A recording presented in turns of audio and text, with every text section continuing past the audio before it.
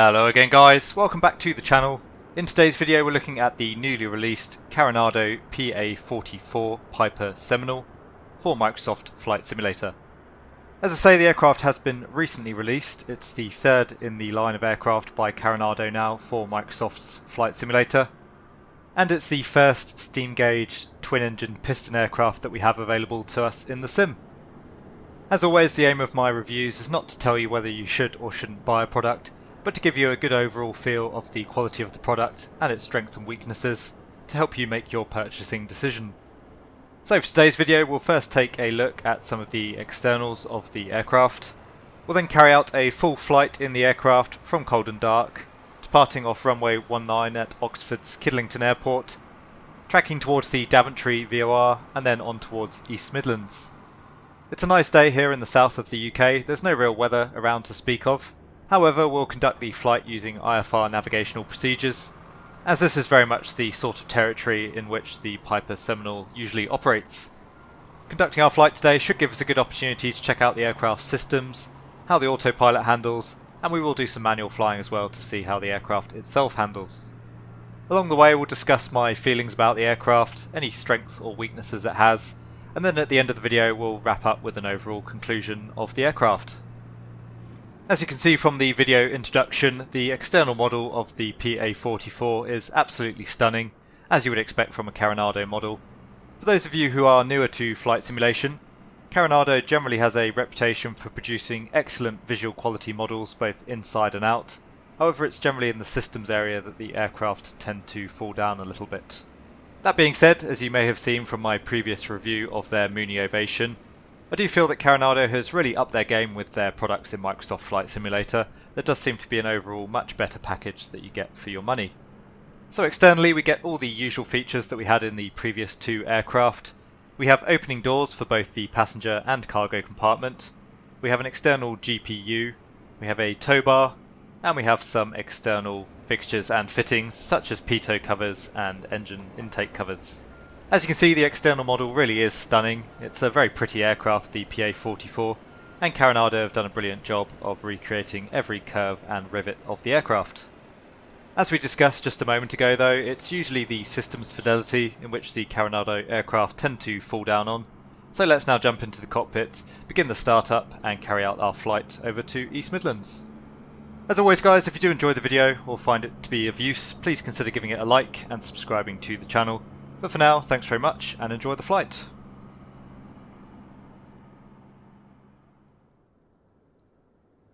So here we are in the cockpit of the Carenado Piper Seminole.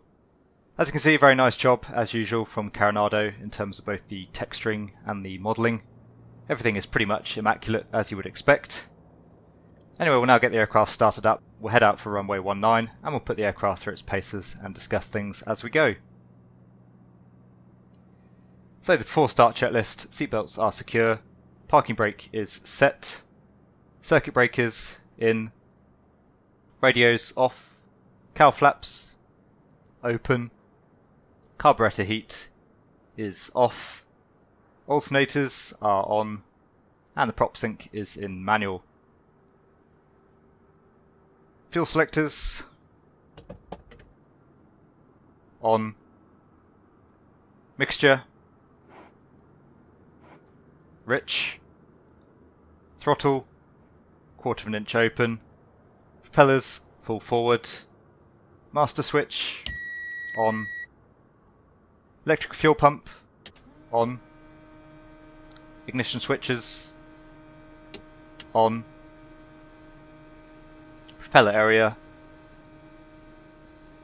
is clear, primer, we'll prime the engine 3 times.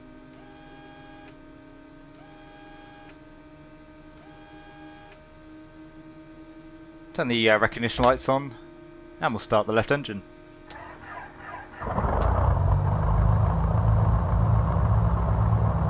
So there's a good start on the left. Oil pressures come up into the green and the T's and P's look good. So starting the right engine now, fuel selector is on, mixture is rich, throttle 1/4 of an inch open, propeller full forward, master switch is on, electric fuel pump on, ignition switches on. Propeller area is clear, all prime.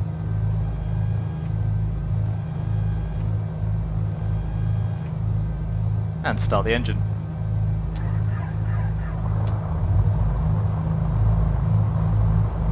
And a good start on the right. Again, the oil pressures come up into the green, and the T's and P's look good. Alternators are checked, and the suction, I can't see a suction gauge, but we'll say that's been checked. So we'll turn the radios on. And we are now ready for the taxi. The chocks are removed. Taxi area is clear. Take the parking brake off.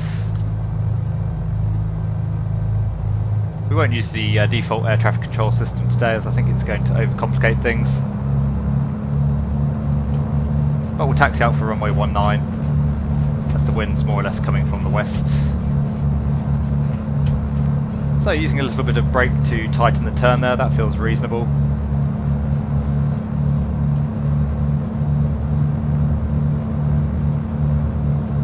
And we'll head out onto the apron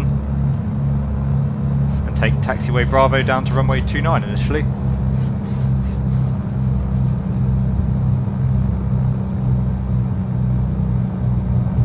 So the aircraft feels quite nice to taxi, the response on the pedals feels reasonable, and tightening the turn up with the brakes felt reasonable as well.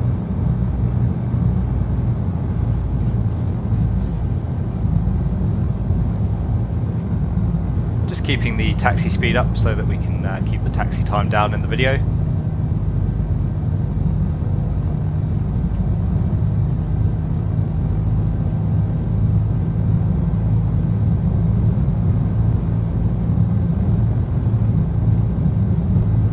So Bravo leads into runway 29. We'll enter runway 29 and then we'll hold short of runway 19. And we'll carry out a quick run up whilst we're on runway 29. So here's the holding point for runway 29. It's clear on approach. And clear upwind as well.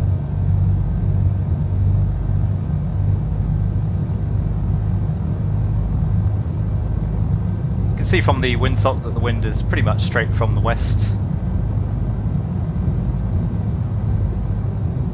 So we'll get our nose into wind and then we'll carry out a run up.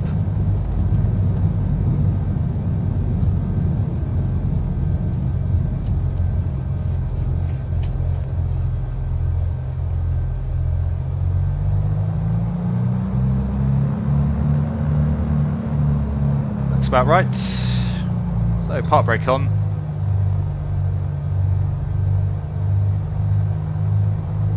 And the before takeoff checks. Parking brake is on. Mixture full forward. Propellers full forward. Prop sync manual. Throttles 1500 RPM.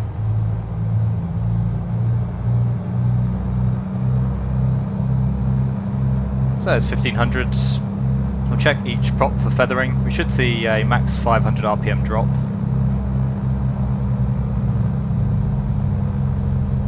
And you can see we're getting significantly more than that there, so slight inaccuracy in the model there, at least according to the checklists.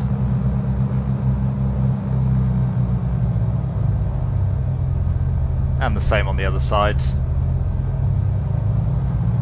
Throttle's now up to 2000 RPM.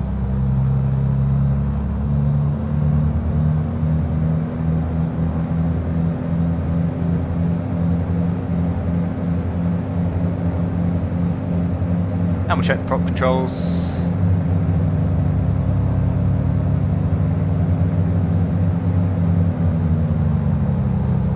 They're good. Props are full forward. Check carb heat.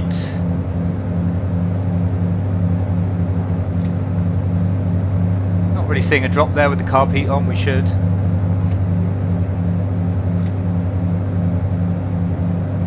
So again, looks like a bit of an inaccuracy in the model there.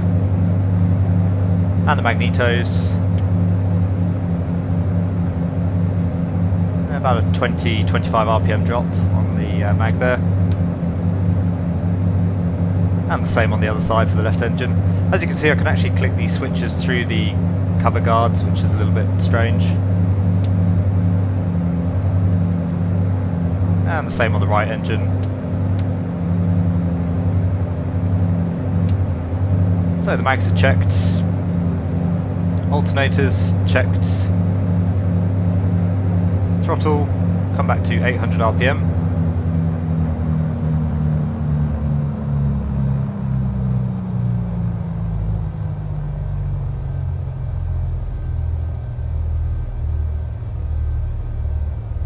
And we are idling at 800 RPM. Fuel selectors are on, electric fuel pumps on, alternators on, engine gauges are checked and all in the green. Annunciator panel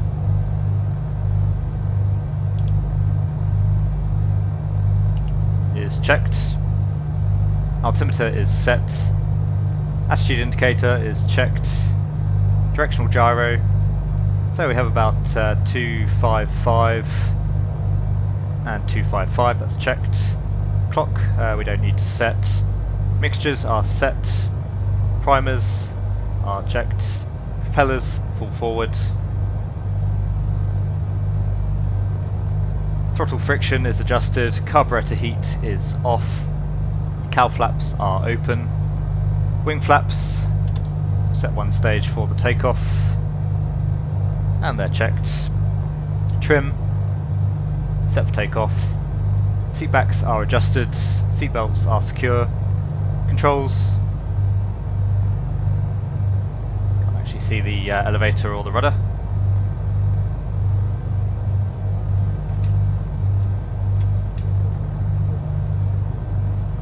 Are full free and in the correct sense.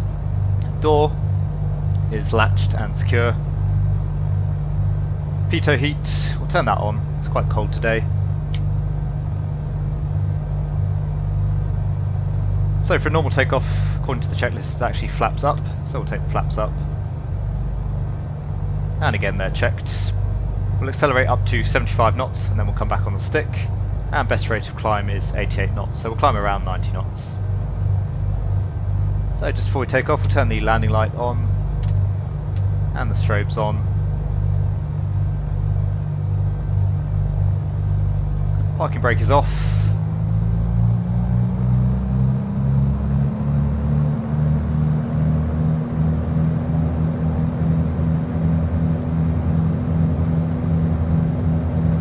As I say, we'll depart out off runway 19. We'll then make a left turn to come back over the field and head out on a heading of 313 towards Moreton. So it's clear on approach and it's clear upwind. And then once we're over waypoint Moreton at a minimum of 3,500 feet, we'll turn right out towards the Daventry VOR, which we already have set on nav 1.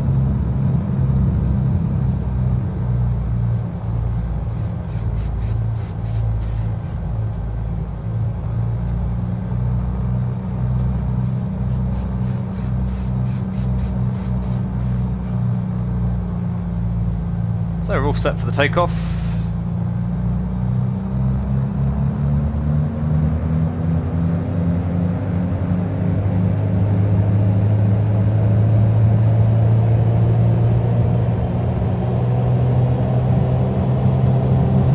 It's full power, RPM's checked, T's and P's are in the green. There's 75 knots coming back on the yoke. We're up.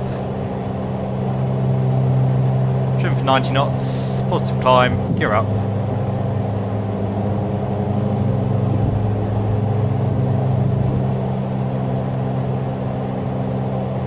Aircraft needing quite a lot of trim here to get the control forces trimmed out, but otherwise feels very nice to fly.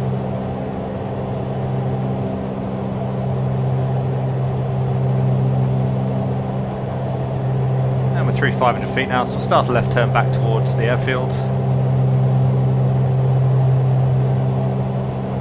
and climbing up to 7,000 feet.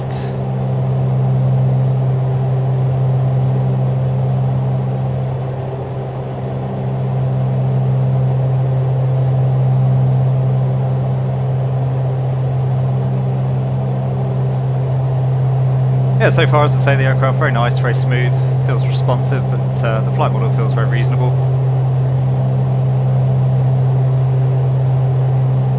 Climbing just under 1500 feet a minute in the turn, which seems reasonable. And we'll come back now on the power for the climb.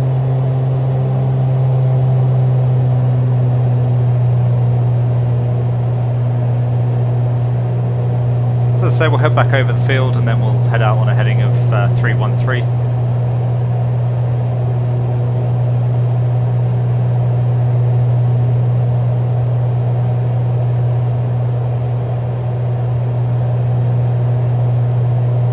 And pitching again for 90 knots.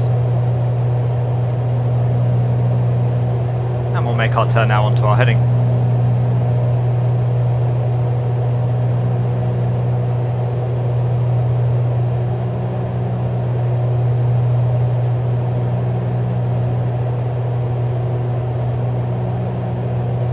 So I don't know if you noticed that, but there was actually a slight pause in the instrumentation there. It froze. Not sure if that's Carenado or the sim there. Anyways, heading of 313. And we'll keep climbing up to 7,000 feet. Needing yet more trim to actually keep the aircraft at 90 knots.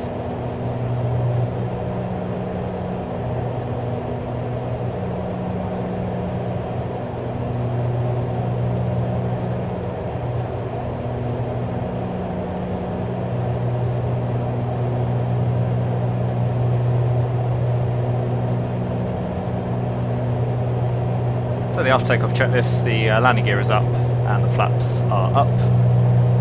We'll leave the fuel pumps on until we get into the cruise.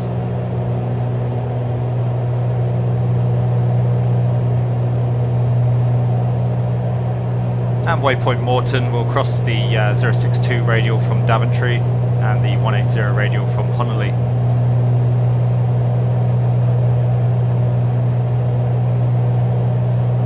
And in fact, Morton is based on the town, which you can just see off the nose now.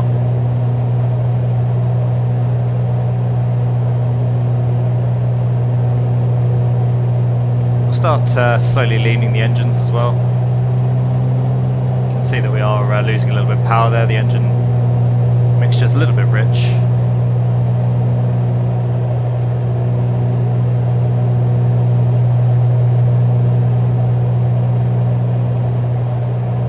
That's helped us get our rate of climb back up again.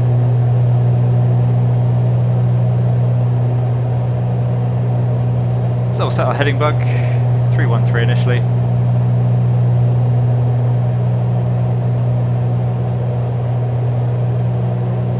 It's 5,000 feet.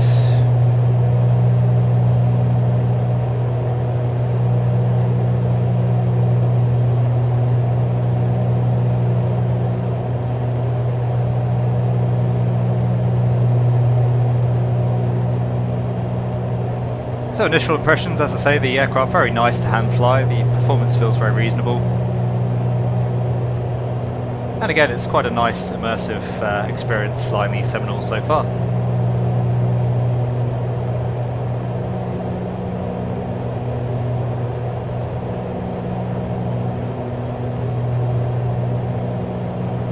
The EGT gauge is not really seeming to do very much there.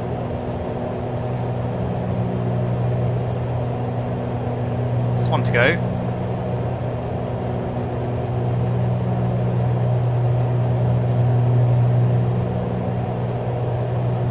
And once we reach 7,000 feet, we'll get the aircraft trimmed off, set ourselves up for the cruise, and then we'll engage the autopilot and see how functional that is.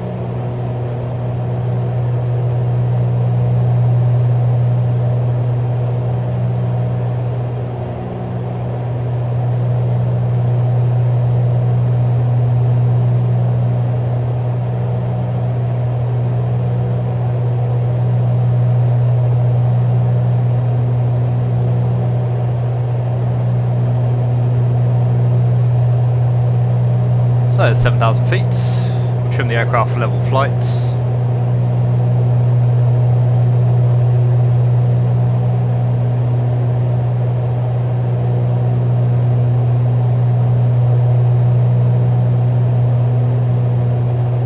And again, quite a lot of trim input needed.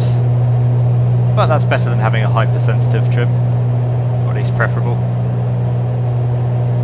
We'll leave the manifold pressure where it is, we'll just come back on the engine RPM. So it's about 2200 on the manifold and 2300 on the RPM.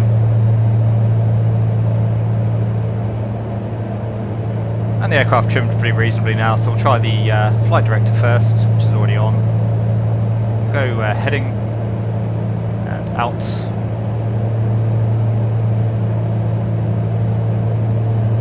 And we'll now try engaging the autopilot. So again, slightly aggressive from the autopilot, which does seem to be a bit of a feature in the sim generally speaking, but certainly in both of the Carenado aircraft that I've tried so far. Fuel pumps can come off now.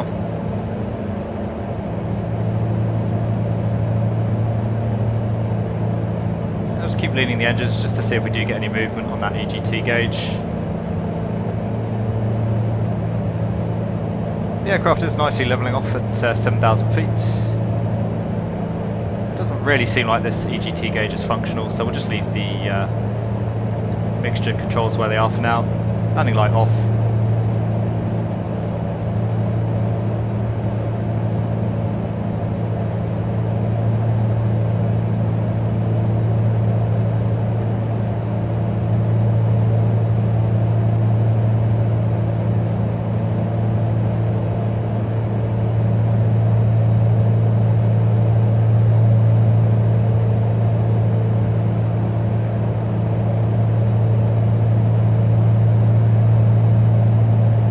So just continuing on a heading of 313, waiting until we intercept the Morton waypoint.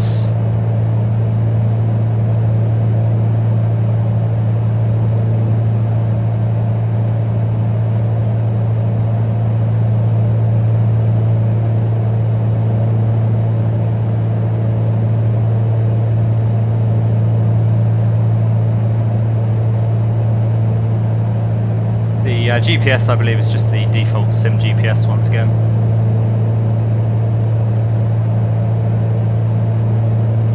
And you can see the radial just coming in now, so we'll turn on to our heading of 062.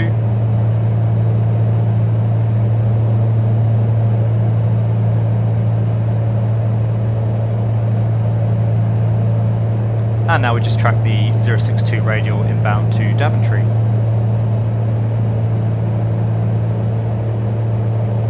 So the autopilot seemingly working quite nicely, very smooth control of the aircraft now that we're levelled out. We'll try nav mode in a minute and see how that works. I know that was a bit of an issue on the Carenado Mooney Bravo, that the nav mode was quite erratic.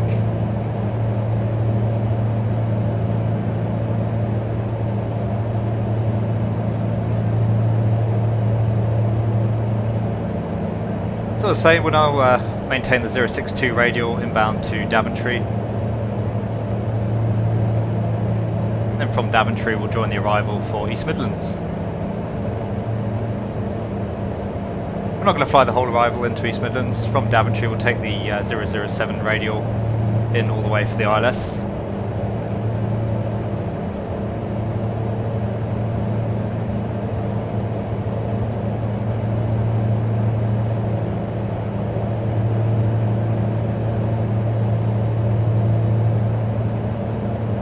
And cylinder head temperatures look good, so we can start closing up the cowl flaps a little. Try 50% for now, see how that does us.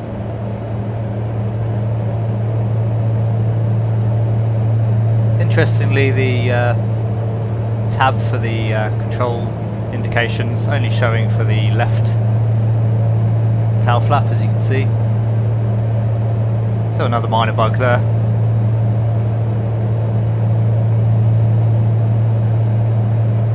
Anyway, we're tracking along quite nicely, doing nearly 150 knots over the ground, which is great. And the GPS record is about 22 minutes to destination.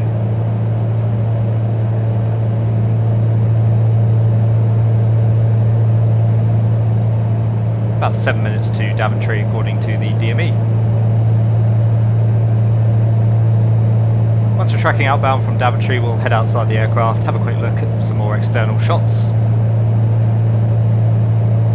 So we're just coming on to the 062 radial now. We'll try nav mode on the autopilot. See, firstly, how smoothly it actually intercepts the radial, and secondly, how well it actually does the job of flying it.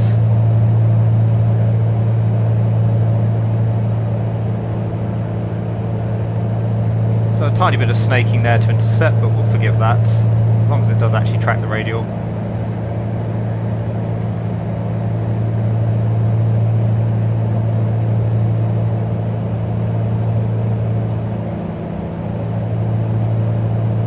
That's looking pretty promising.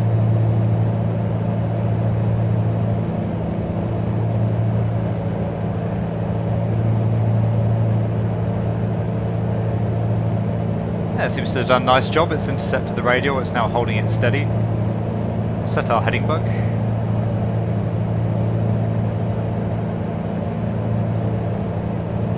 So initial impressions of the aircraft, again a very nice job from Carenado, much better quality than some of their previous efforts. As mentioned, the aircraft does feel very nice to fly. There are a few bugs, as we mentioned, the feathering of the propeller seems to be inaccurate. The magneto switches can be clipped through their guards. There's a couple of things missing versus the checklist, and as I mentioned, things like the prompts here for the controls, some of those are slightly inaccurate. But most of the bugs do seem to be very minor so far, nothing that's going to affect the enjoyment of the aircraft.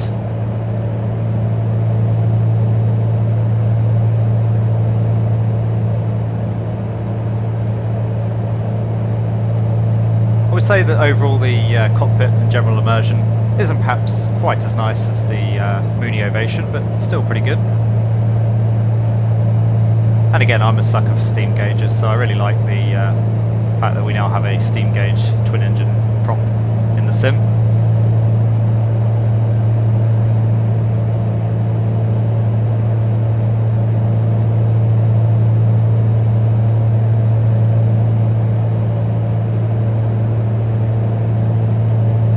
Overall the texturing on the glass there, pretty nice, not too overdone like some of the default planes in the sim.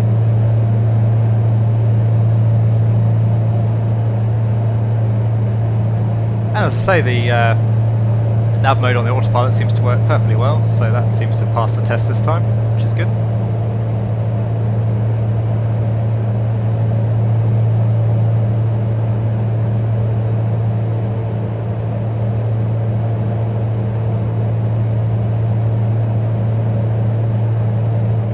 So 8 miles now to run towards Daventry, 3 minutes to go. Once we hit Daventry, in theory we should fly the Pigot 1 hotel arrival, but that's quite convoluted and not particularly easy to fly in an aircraft like this. So as I said, we'll just turn straight out for the 007 radial all the way into the Daventry 38 DME, where we'll make our left turn for the ILS at East Midlands. We can actually start setting that up a little bit now. So the ILS 27 at East Midlands, it's 109.35.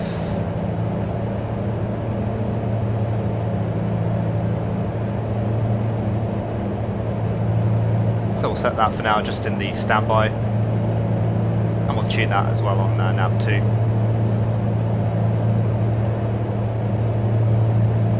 And the final approach track 271.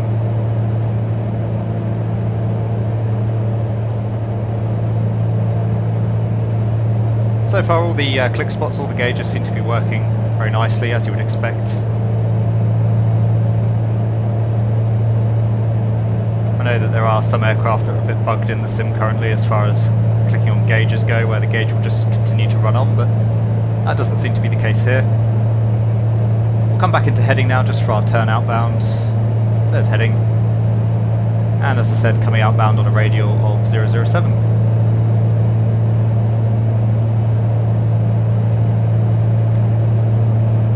So we'll just wait for the CDI to start moving and then we'll turn outbound. And once again, as we head outbound from Daventry, we'll head outside the aircraft and look at some of the external views.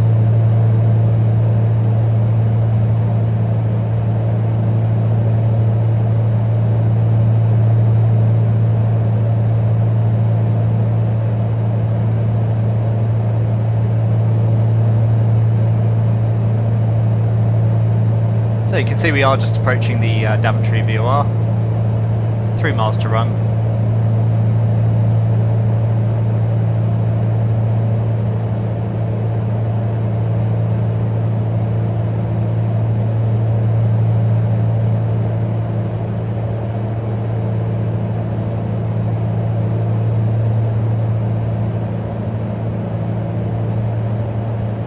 Expecting the course bar to start coming in shortly.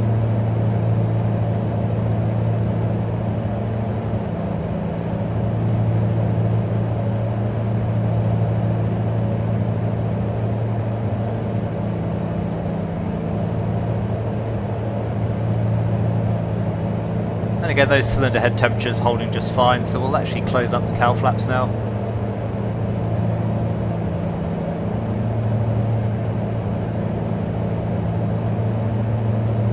Temperatures and pressures are good, fuel's checked. And going straight over the VOR there. Would have expected to see the CDI moving a little bit more before we went over the actual nav aid, but maybe we just got it spot on. Although even then you'd expect to see a little bit of movement. So we just overshot our track slightly there, but not a major issue.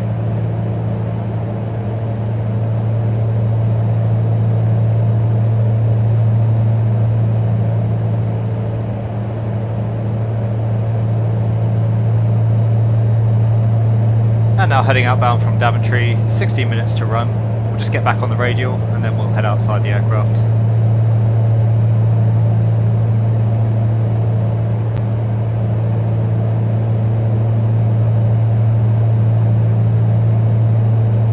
Just get another mile or so from Daventry and then we'll engage nav mode once again.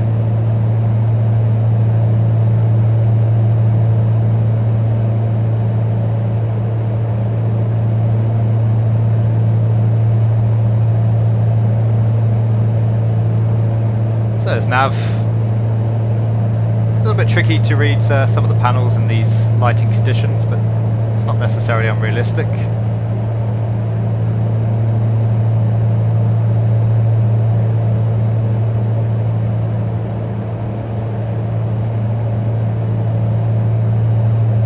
And once again the aircraft holding the nav mode very nicely. We've got 15 minutes to run, as I mentioned. We'll start our descent at 28 miles from Daventry. So we'll now head outside the aircraft and take a look at some more external views.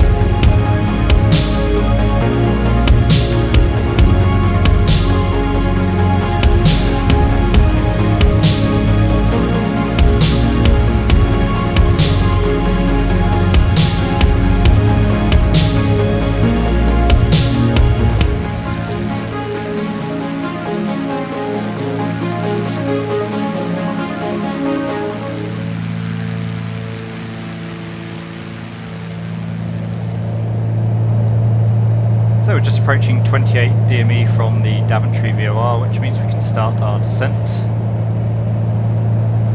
Running the descent checklist then, mixtures will adjust as we descend, throttles will set, and the cowl flaps are closed.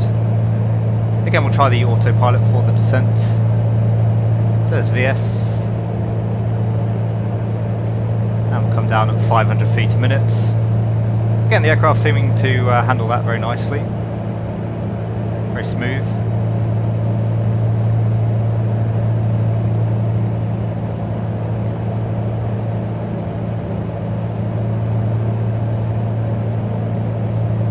And we can descend down to 5,000 feet. At 33 DME from Daventry, we can continue a descent down to 4,000 feet.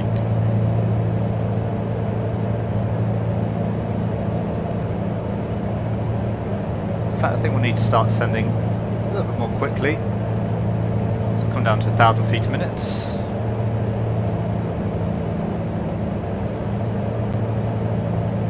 And we'll just adjust the power as required to maintain a reasonable speed.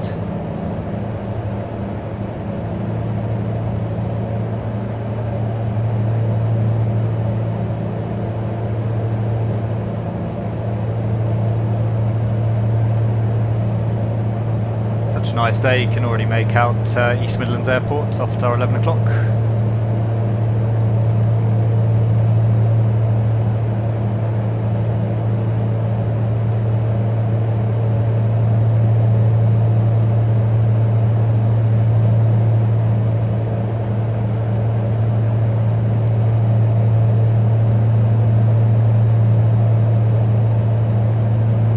And there's 33 DME from Daventry now, so we can descend down to 4,000 feet.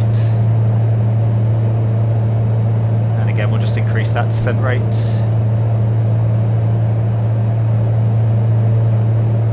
Once again, we'll use the autopilot initially to fly the ILS, just to get a feel for how well it does that. And we're going to heading again now.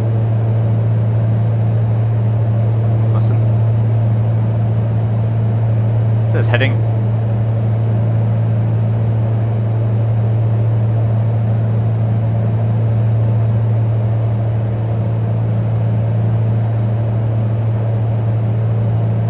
After 36 DME, we can descend all the way down to 3,000 feet.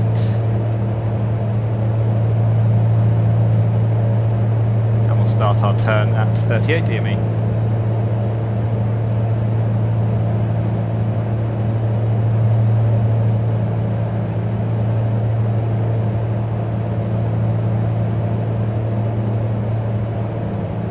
Says 36 DME.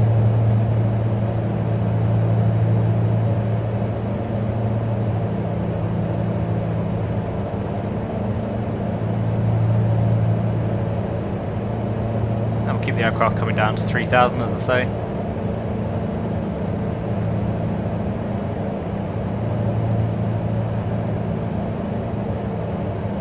When we get to 37.5, we'll tune the ILS at East Midlands.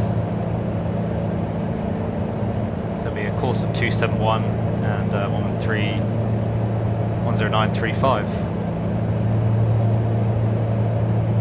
So I'll start coming around now onto our heading 271.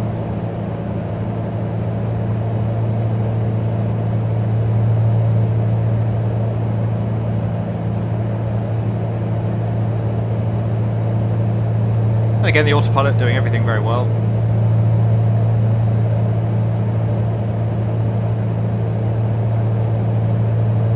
The glide slope, just passing through that currently.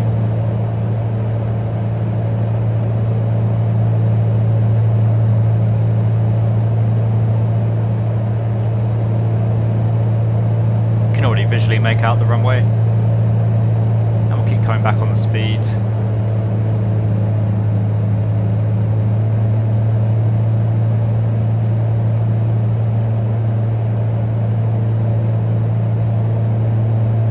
So we'll go approach and see what the autopilot does.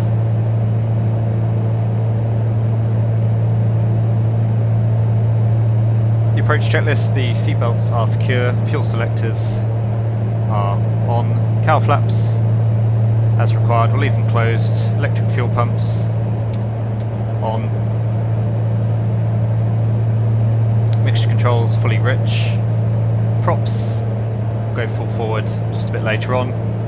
Landing gear we can take down below 140 knots, so we'll do that now. Gear down.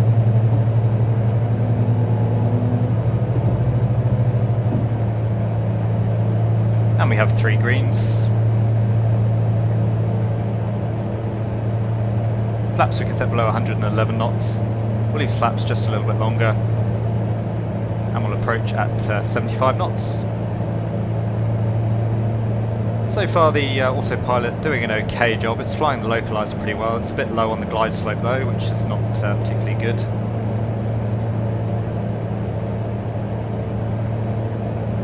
We'll leave it to do its thing for now anyway.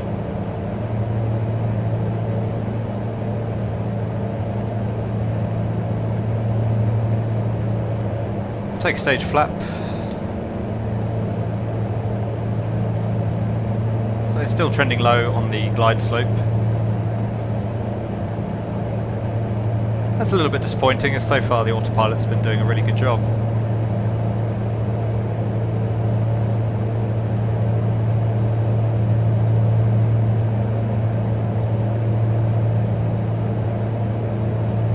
So brakes are off, undercarriage is down, mixture's rich, fuel pumps on, fuel quantity is sufficient.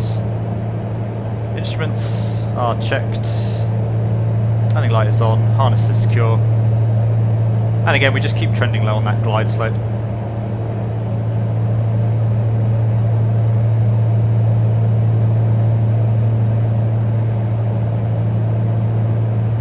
I'm going to let the autopilot fly us down to around 1,000 feet and then we'll fly the rest manually, just to get a feeling for how the aircraft feels in the approach configuration.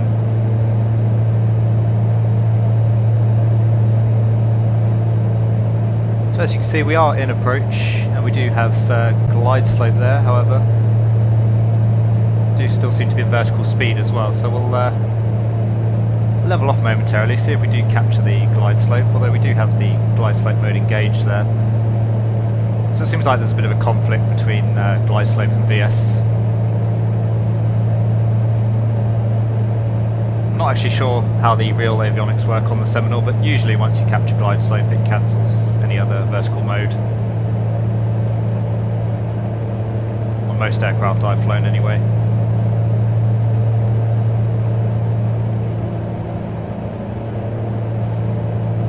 Just keep the approach speed up a little bit for now. Come back to 75 knots, closer to final. There's the Ratcliffe power station just off at our 2 o'clock. Doesn't really look anything like that in real life. It has big cooling towers in the real world.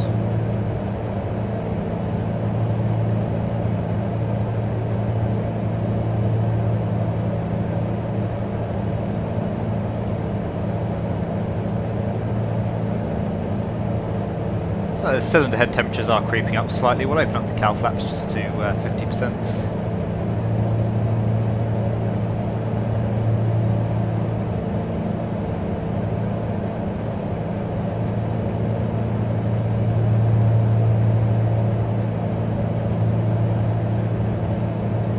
Okay, it does look now that we have actually captured glide slope and it's cancelled the vertical speed, so we'll just let it fly down to around 700 feet just to see if it does follow the glide slope now that the mode is properly engaged.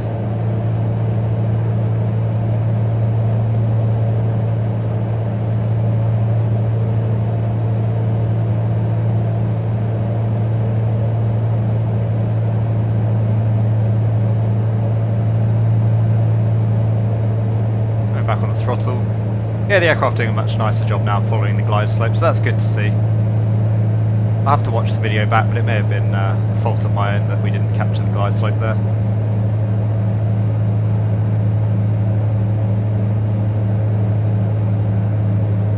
And we'll go full flap now.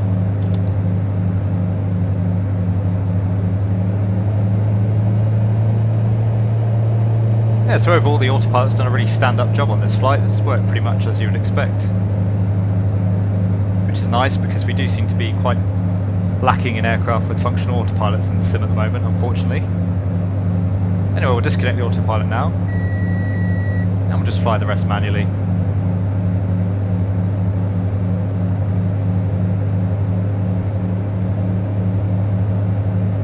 So pitch full fine, undercarriage is down, flaps are set, landing clearance is not required, and the runway is clear. Just a touch slow there on the profile. The aircraft feeling quite sensitive in pitch. Perhaps a little bit more so than you would expect from a twin engine of this size.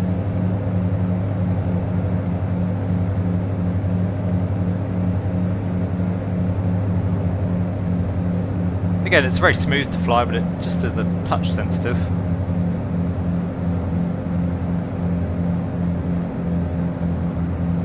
And coming back on the power slowly now.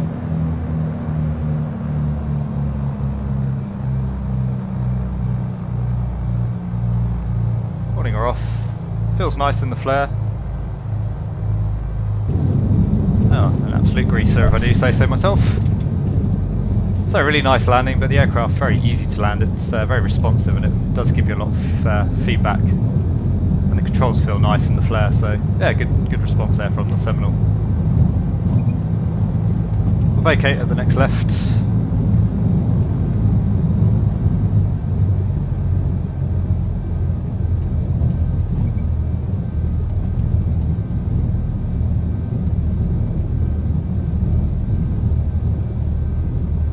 And we'll just taxi ourselves over to the apron, find a spot to park.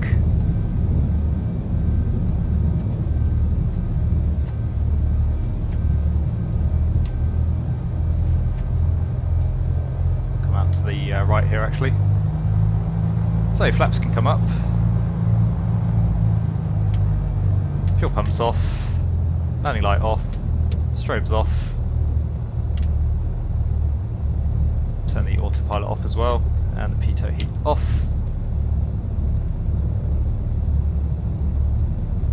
So after landing checklist, flaps retracted, cow flaps, just need to fully open those.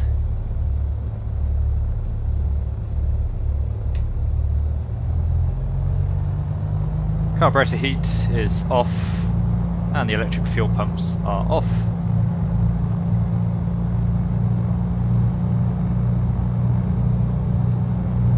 The apron seems to be rather devoid of any jet traffic here. I don't think you'd usually see a load of light GA aircraft on the apron at East Midlands. Anyway, we'll just pull up over here and we'll carry out the shutdown. And then we'll briefly discuss my overall thoughts and feelings on the aircraft.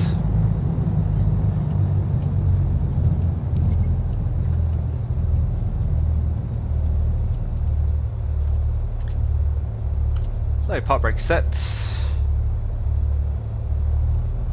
shutdown checklist, radios off, throttle, full idle, and mixture idle cutoff.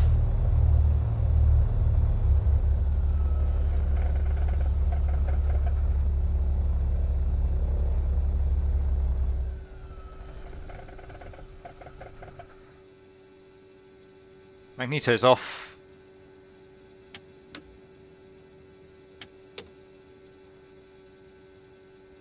And the master switch off. And that is the shutdown checklist complete. So there you go guys, I hope you enjoyed our little trip up to East Midlands in the Carenado PA-44 Piper Seminole. As you can see, overall again, I think a very nice job from Carenado. The aircraft, as you would expect, certainly looks very pretty both inside and out. And once again, the aircraft a very pleasant and immersive experience overall. As far as the systems go, we did find a few bugs there. A few things need working on. It seems that the checklist provided with the aircraft doesn't quite match up with the type given to us by Carenado. There were a few dials and switches that I couldn't find from the checklist. We saw that there were a few minor bugs with click spots and cockpit tooltips, and a couple of switches missing sounds as well. But overall the systems do seem to be there. The fidelity was certainly good enough that you can simulate an IFR flight in the aircraft. And I was particularly impressed with the autopilot, that seemed to work very well, no real issues there. Having rewatched the video, the ILS glide slope capture was totally the fault of myself. Although we did see glide slope on the autopilot mode annunciator, We never actually intercepted the glide slope, and we were still in VS when the aircraft was trending low on the profile. As we saw, once I corrected for that, the aircraft tracking very nicely both on the localizer and the glide slope, and the nav mode and heading mode, as well as the altitude hold, all working very well, if a touch aggressively when first engaged. So as always, it's a Carenado aircraft, it's not an A2A aircraft, we're not expecting full systems fidelity, and the price does ultimately reflect that. As far as the flight model goes, the aircraft did feel a touch sensitive at times, but it was very smooth and very pleasant to fly. The performance seemed pretty reasonable from what I saw during the flight, and overall the flight model did a reasonable job of replicating the feel of a twin-engine piston aircraft. As far as the sound goes, hopefully you'll have a good feel from watching the video, but I felt that both inside and out the aircraft sounded really nice. Almost all of the switches and cockpit controls had sound effects, which I always feel shows a little bit of extra polish on the product. There were a couple that were missing, so hopefully Carenado will clean them up in a later patch. Just briefly touching on the aircraft's performance within the simulator, I found that generally I was getting around 5 FPS more with the Carenado Seminole than I was with the default Microsoft Flight Simulator aircraft. So overall, once again I feel it was a very decent effort from Carenado. The aircraft felt very pleasant to fly, the systems modelling was sufficient as we've discussed, the sounds both inside and out were very well done, and once again overall the product just a very immersive, very pleasant experience. As with the Mooney Ovation, I can definitely see myself flying this aircraft in the sim once again at a later date. So there you go guys, I do hope you enjoyed that flight and found it of use in helping to make your purchasing decision. As always, if you did, please consider giving the video a like and subscribing to the channel. If you have any comments or questions for me, please leave them down in the comment section below and I'll do my best to answer them. But for now, thanks very much and I'll see you all again soon.